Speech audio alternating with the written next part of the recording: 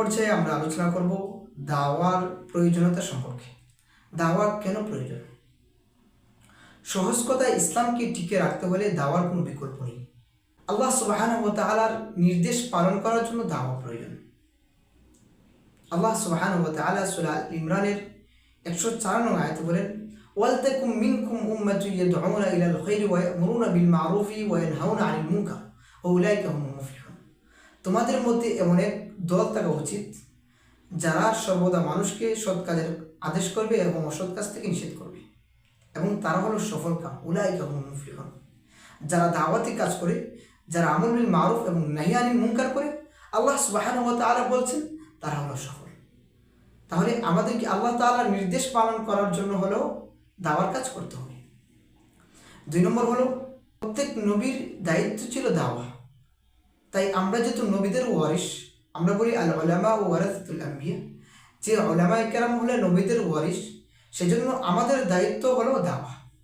আল্লাহ তাআলা পবিত্র কোরআনের সূরা নাহলের 36 নং আয়াতে বলেন, ওয়ালাকাদ বাআসনা ফি কুল্লি উম্মাতিন রাসূলান আন ইবুদুল্লাহ ওয়া ইজতানিবুত তাগুত।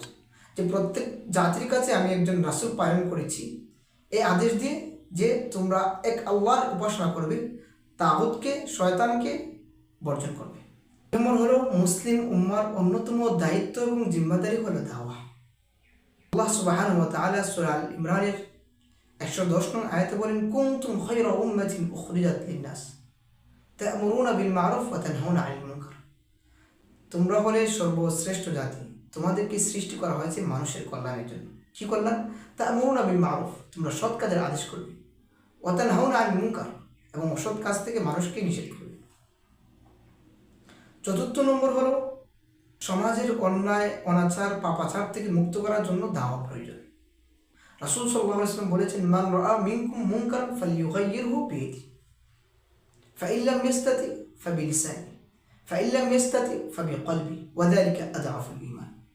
রাসূল সাল্লাল্লাহু আলাইহি ওয়াসাল্লাম বলেছেন, তোমাদের মধ্যে কেউ যখন কোনো অন্যায় কাজ দেখে তখন যেন সে শক্তি থাকলে হাত দ্বারা প্রতিহত করে, আর যদি তার হাত দ্বারা প্রতিহত করার শক্তি না থাকে তাহলে সে যেন জবান দ্বারা প্রতিবাদ করে।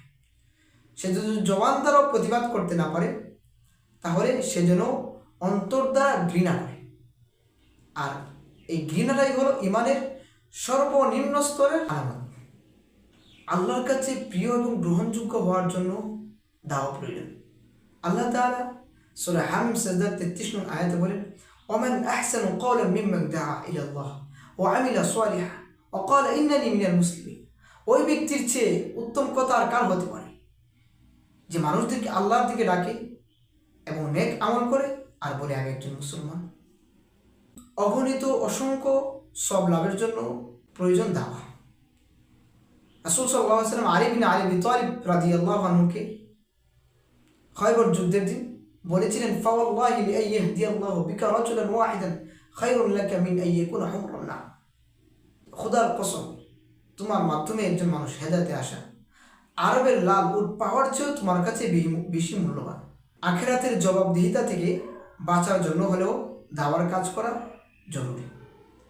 আল্লাহ সুবহানাহু ওয়া তাআলা সূরা বাকারার 159 নং আয়াতে বলেন, ইন্নাল্লাযীনা ইয়াকতুমুনা মা আনজালনা মিনাল বায়িনাতি ওয়াল হুদা মিন বা'দি মা বায়্যানাহু লিন-নাস ফিল কিতাব উলাইকা ইয়ালআনুহুমুল্লাহ ওয়া ইয়ালআনুহুমুল লাঈনুন। যারা আমার নাজিলকৃত সুস্পষ্ট নিদর্শনসমূহ এবং হেদায়েত গোপন করে কিতাবে মানুষের জন্য তা স্পষ্ট করে বলার পরও তাদেরকে আল্লাহ তাআলা লানত করে, ওয়া ইয়ালআনুহুমুল লাঈনুন, এবং সমস্ত লানতকারীগণ তাদেরকে লানত করে। এজন্য আল্লাহ তাআলার লানত থেকে যদি আমাদেরকে বাঁচতে হয়, পরকালের জবাবদিহিতা থেকে যদি আমাদেরকে বাঁচতে হয়, তাহলেও আমাদেরকে দাওয়ার কাজ করতে হবে। এজন্য দাওয়া ছাড়া আমাদের কোনো বিকল্প নেই। অবশ্যই আমাদেরকে দাওয়ার কাজ করতে হবে। মাছ বেঁচে থাকার জন্য পানি যেমন প্রয়োজন, ঠিক ইসলাম টিকে রাখার জন্য, ইসলাম বেঁচে থাকার জন্য দাওয়ার প্রয়োজন আছে। আল্লাহ সুবহানাহু ওয়া তাআলা আমাদেরকে আজীবন দাওয়াতি কাজের সাথে সম্পৃক্ত রাখি দেন।